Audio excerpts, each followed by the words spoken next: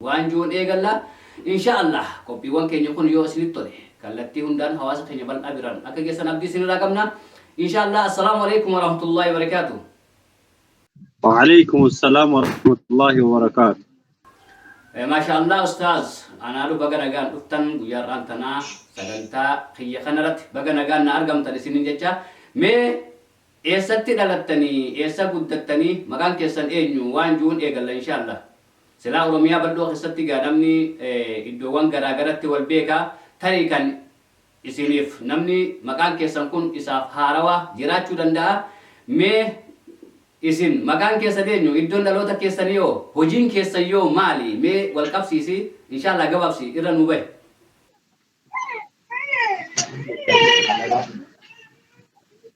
أني بسم الله الصلاة والسلام على رسول الله صلى الله عليه وسلم. أني مكانكو بيسا محمد جرما كانين دلدي قددي قدنا أرسي بها مقالا إتايتي إتايا جدو غرق أبسو قالا إتايا أنا نسي أنا هيتوسا تنجرمتو إتايا يجود بكا هركا مرافي هرمورا عرو لكيست أرقمو الله رمسيتي قددي أجمتين نردي أجمتين بردي أجمتين قددي ما شاء الله ميجا أستاذ أبديسان يقول له الدرجة جيسة فكاتا أستاذ أبديسان أبا ماتي تيمو درجة جيسة جنا لفارو فاجرمو ميا كم Abdiisaani dargaggeessuma akkuma garaa artan kana reefuu nama lafaa dhufaadha.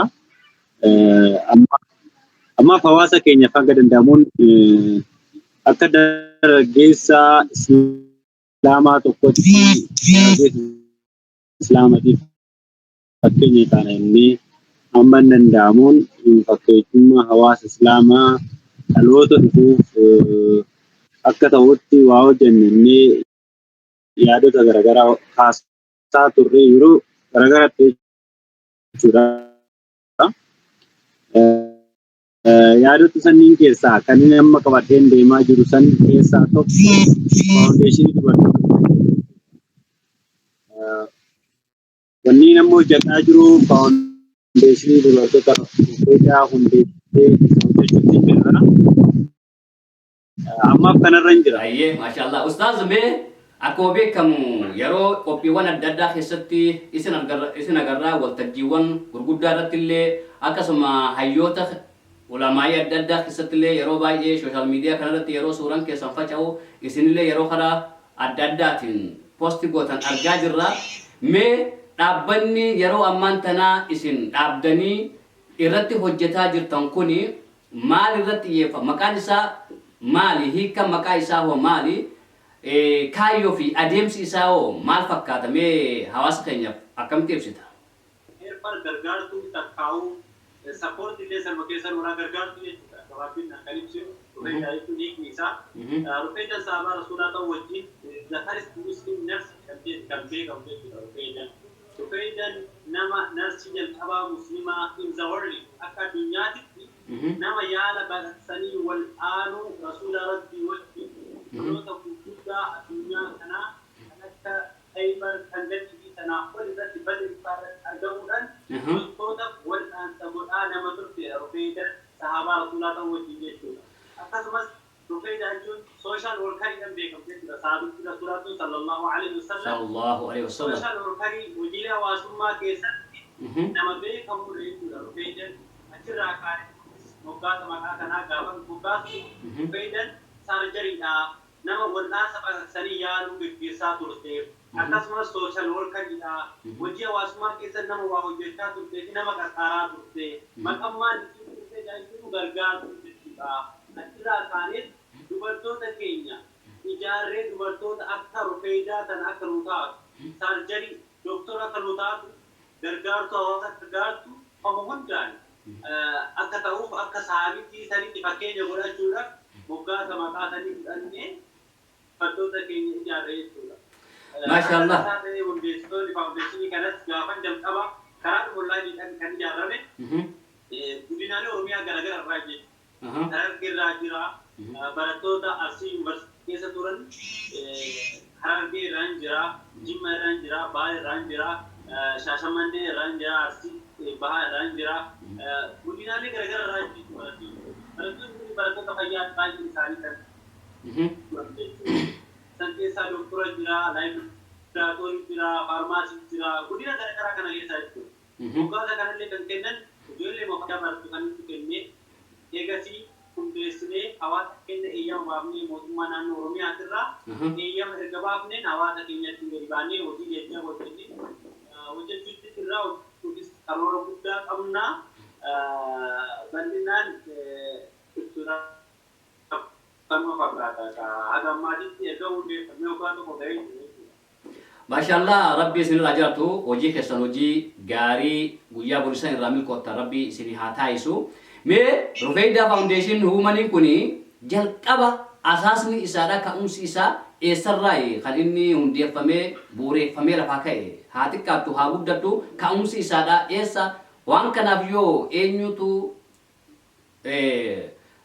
hundeessaa waan kanaatti eenyutu tahee jalqaba namni asaasa lafa kaa'e.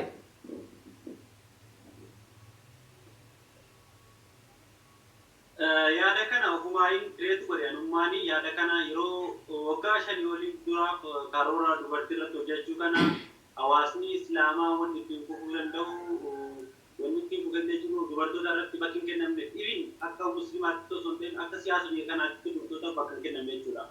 Dubartootaaf bakka gaafa kenniin hojii guddaa hojjetamuu danda'a. Hojiin yuunivarsiitiin guddaan biyya kanattis addunyaa lafa addunyaa kanarratti kan beekamu dubartiidha. Kanaaf dubartii kanarratti gaafa hojjenne wanni marti qajeeluu danda'a. Raawuu danda'a waan jiru kan yaadan ture. Sanirraa ka'ee ajjaa kan yoo jedhamu of keessatti deebisaa ture. Akka tasaa ta'ee gaaffaa ajjaa kana yaadu waa'ee lafa waan akkanaa yaadee jira. Egaa ijoollee waliin qabee ture.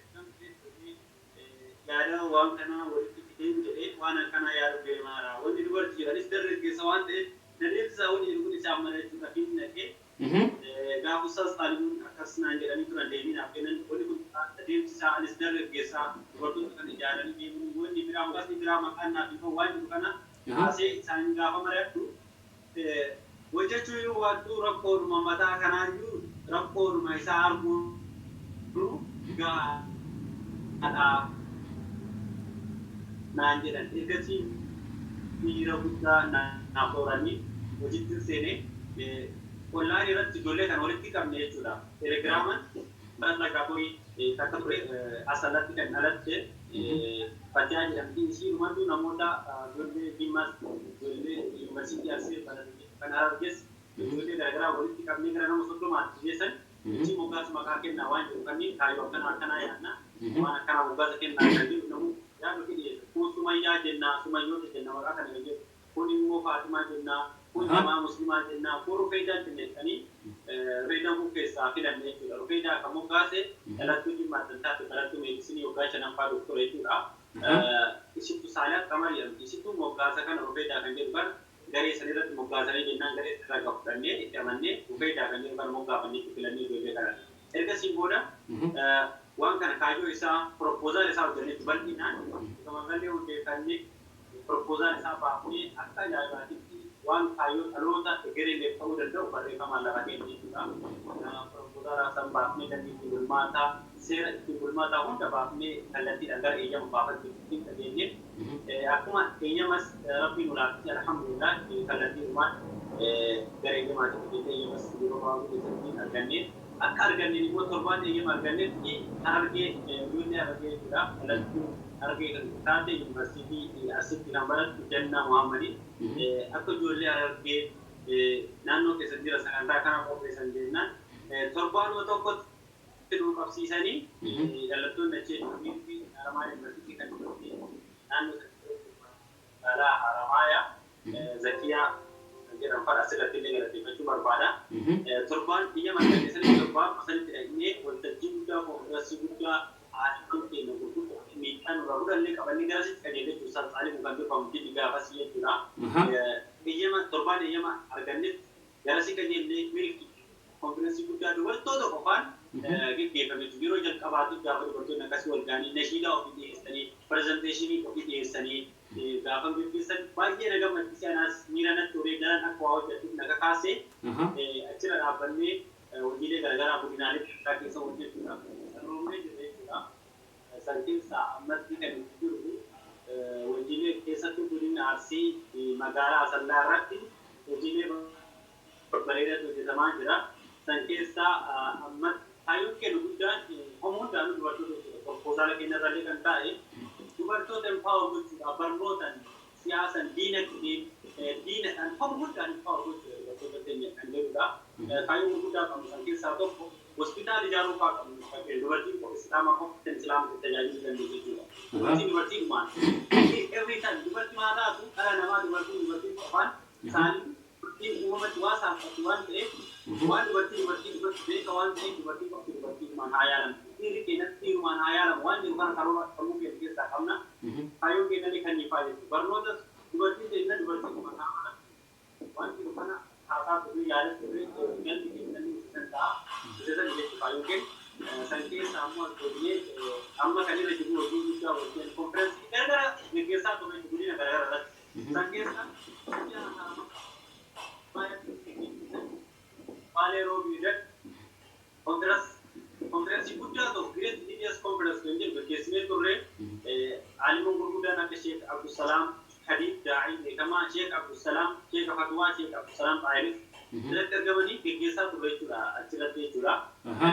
Akkasumas konferensii garaagaraa yeroo garaagaraatti gaggeeffamaa ture san keessaa kitaaba qabsoo dubartoota islaamaa jedhu barreessinee maqaa faawundeeshinii kennatti kan Ustaaz Nuruu Maamud barreessan eebbifnee turre dhalootaaf waan keenya ta'u agarsiisaa ture. Amma baay'ee wanti guddaan nama ajaa'ibu kan ammas hojii guddaa jennee kan hojjetaa jiru barnoota jechuudha. Dippiloomaan islaamik istadii jennee sagalii hanga 15 kan kennaa jiru koorsii ajaa'ibsiisoo geeddarii islaam science personal development plan tafsir turakai siirah tawhid kan jedhamu koorsii akka saayinsiidhaan wal qabateen barsiisaa kan jiru yeroo ammaa kan san keessaa marsaa jalqabaa nama 168 nama 200 keessaa kan eebbifne Arsii yuunivarsiitii irratti galma isaa irratti eebbisaa namni martuu argee jira jechuudha. Sooshaal miidiyaa irratti baay'ee fakkataa ture. Keessumaa gurguddaan akka Raayyaa Abbaa Mancaa, Sheek Hamidii biroo aliman biyyaa kan qabnu hedduun irratti argamanii jiran jechuudha. Sagantaa isin irratti dippiloomaan islaamii keessatti jennee eebbifnee ture barattoota baay'inaan 168 ta'anii ammas marsaa lammaffaa itti fufaa jirra. Sallarratti jechuudha eebbisas ji'a tokko kanaaf ta'a. Marsaa lammaffaa isaa ji'a jahaan kan eebbisu ta'a. Ramadaan kana keessa guyyaadhuma kaleessa fakkeenya sagantaa guddaa Ramadaan wal qabatu Ramadaan uumamaan beekamudha. Sanarra keessaa turre ammas immoo itti fufiinsan gara Shaashamanneetti torbaanutti Great Leaders Conference kan jiru Shaashamannee irratti erga gooneen booda barnoota eegaluudhaan deemaa jirra. Itti aanee Jimma itti fufa, itti aanee Ramadaan booda Harargeen itti fufa barnoota eegaluudhaan deemaa jirra jechuudha. Godinaalee hunda Oromiyaa keessatti jechuudha. Kana fakkaata hojiin hagammaalee dalagaa irra qoleessa koo. Maashaallah rabbi sirra haa jaalatu hojii keessan hojii ol fuudhamtu rabbi haa taasisu. Ustaaz keenya maashaallah hojiin isin hojjetaa jirtan hojii ammana jaamuu miti hojii bareedaa hojjetaa jirtan. Ammaan kana dhaabbanni keessan kun dhaabbanni Human Foundation kuni kan inni irratti xiyyeeffatu koorsii hannuu irratti xiyyeeffata malee barnoota idileetii miti. Koorsii kan kana keessatti ammaan tana kan irratti xiyyeeffatanii jirtan warroota biyya keessa jiran kan irratti xiyyeeffatanii jirtanii caasaan keessan immoo gama biyyoota alaa warroota gartee biyyoota adda addaa keessatti argaman shamarran keenya kan biyyoota adda addaa keessatti argaman kana hoo ijaaruu irratti gama Human Foundation kanatti fiduun irratti hojjetaa jirtan moo akkami caasaan keessan biyya keessa gama alatti tarkaanfatee jira moo ammaaf immoo biyyuma keessatti irratti xiyyeeffatanii jirtan? Oke, gaaffii bareedaa san dura garuu wanti isin ibsuu danda'u godinaalee Oromiyaa kanneen hunda keessa jechuudha waan guddaa tokkotu jira jechuudha. Sunis maali? Wanni guddaan sun boordii Oromiyaa keessa jiru hundi isaatu jechuudha. Godinaalee Oromiyaa hunda keessaa namoota jajjaba ta'an keessayyuu filannee boordii kan goone jechuudha. Godinaalee Oromiyaa hunda bakka akka bu'u jechuudha. Eeyyamni godinaalee Oromiyaatti waan ta'eef san keessa hayyoota beekaman boordiin isaa akka buluu danda'u في أكن سير كونس أكم بني شريعة سلام عليك يجي شريعة سلام الرد أكو أفضل دو هيو تججب كوني جدا سنكيسا شيخ جمال علي شيخ كنا كفجم أبجالة تمان بوردي كين يجورا أكسمس أستاذ طالب ولد الله بوردي كين يجورا أستاذ حيدر كدير جمع الرا بوردي كين يجورا أكسمس بال الرا شيخ آهان جرو يجورا harargee lixaa irraa sheekh Abdurrahman yookiin injiinar Abdurrahman Hussein Moshid jechuudha. Dubartoota irraa immoo namoota jajjaboo ta'an sadarkaa PhD kan qaban nuclear physicsdhaan PhD kan qabu Ruqiyaa kan jedhamtu Ruqiyaa Alii boordii teenya jechuudha. Akkasumas Ummal Quraa Yuunivarsiitii irraa barnoota amantaatiin kan baate amma PhD Finfinnee Yuunivarsiitii kan barataa jiran Ustaaz Faaxumaan awwaliyaallee kan barsiisaa jechuudha. Yeroo ammaatti boordii teenya akkasumas assistant profeesarii fi doktora saayikaatirisi kan taate hayyuu beekamtu biyya kanatti Phaawulositti assistant profeesariidha barsiistuudha. Doktor Dureetii Qaasim boordii keenya hayyoota akkanaatiin buleechuudha. Fakkeenyummaan kennas hayyoota akkanaa kanneen dhaloota dhufu kana akka isaanii fakkeenya godhatanii akka ta'aniif kan goone jechuudha jalqaba jechuudha. Hayyuun gad dhaabbatee akka hayyuudhaan gad dhaabbatu dursi wani ilaalamu bu'uura isaa jechuudha. Bu'uurri isaa hayyootaan dhaabbate sanboodha amma caasan keenya wanni karoora keenya baay'ee guddaa jechuun nutis waan guddaa yaannee nurraa waggaa 30 booda waan nurraa dhaloota darbuu danda'utti yaannee lafa keenya barreessinillee jechuudha. San keessa wanti ammatti hojjetaa jirru barnoonni kun saayinsii ammayyaatiin wal qabata malee barnoota idileetiin waliin fakkaatu jechuudha. Barnoota amantaa bifa saayinsii namni akka saayinsiitiin fudhachuu danda'utti bifa ajaa'ibaatiin akka namoonni keenya waa barachuu danda'u waa hubachuu danda'an salphatti goonee barsiisaa jira jechuudha. San keessaa ijoollee alallee fakkeenyaaf miseensota hedduu qabnu jechuudha. Alarraallee jechuudha. Garee fakkeenya sumayyootaa jennee sumayyoota ala jiran Itoophiyaa Women's Foundation jalatti ijaarree hojjetaa jira jechuudha. Keessattuu yeroo ammaatitti bifa gaariidhaan miseensa ta'anii karaa alaatirraa ammas gara keessatti tajaajila guddaa ekonomiillee nu qaqqaaraa namoonni jiran ijoollee araata jechuudha. Keessattuu ijoolleen biyya arabaa jiran haa galatoomanii jazaakumullah khayran jechuun carraa kanaan galateeffachuun barbaada. Ammas barnoota isaaniitis karaa salphaadhaan kennuudhaaf qophiilee xumurree jirra. Yaadas qabnaa hayyoota keenya biyya keessatti karaa zuumiitiin koorsii ما شاء الله رب سير هجرت أستاذ كان يومري دير دا فيار قدا أمل هوجي خيسن هوجي قرتي فول درت جالتمتو هوجي وجا يوم القيامة سني راميل كو تربي سني هاتايسو حواس كنجل لي قرتي أتوبا هندي سداب دنكر هم كنون فتى قرمانجا ربين هاتايسو يجا إن شاء الله مي أستاذ كان كلتي قرتي قمت أمورات اللي ديمنا جرا حالا يرو دفتيس عرفنا وان كبدو في قمت أمورات ديمنا yeroo dabre keessatti waliigaltee tokko mallatteessitanii turtan baankii hijiraati wajjin waliigalteen isin baankii hijiraati wajjin gootan suni maal irratti xiyyeeffata ustaaza?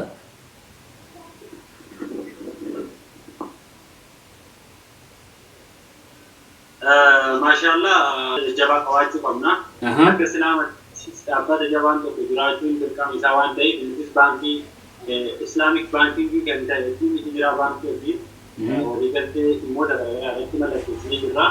Sunis dhimmoonni gadi fageenya illee ibsuu baattis garuu wanni nuti kaayoo guddaan walii mallatteessinu tokko dhaabbileen islaamaa walii ta'anii tokkummaadhaan waan walii hojjechuu danda'an irratti akka walii hojjechuu danda'an ibsuudhaa fi tokkummaa hawaasa islaamaa agarsiisuudhaaf sun illee jechuudha. Baankiinis keenya nutis kan ta'anii fi kan walii jechuudha waloodha. Nuti walii walqabneetu waan hunda waan qabnuudha walii qabnaa waan walii dhabne malee waan أمن جوي جورا ما شاء الله ولينا من ولمان أنا وان قبنولي ولمان قبنا سنرى كون نتيس بانكي إجراءاتين وليمان لا تسمع وانتي لا وليمان لا تسمع هيتو إنساني نتيس كرا بانكي إنساني بانكي وانتي تيجي وسرتي وديلو جت تمو كمان دم بانكي جرا نودا إنسان كارو أفكي أكتاني كبسني في إنسانيس وانتو tukar arulan dan hundanu sani isarat ini.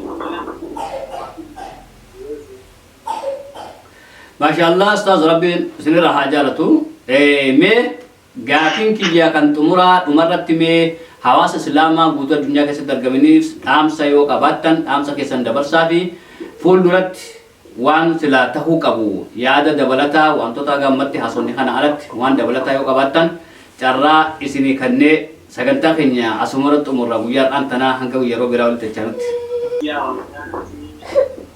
Rabbi ittiin haa ga'u, sabni haa ga'u jecha hawaasni islaamaa dhaqattoota addunyaa kanarra jiran kun qarqaaramuu danda'a. Hawaasni keenya bittinnaa'ee addunyaa hunda keessa jira.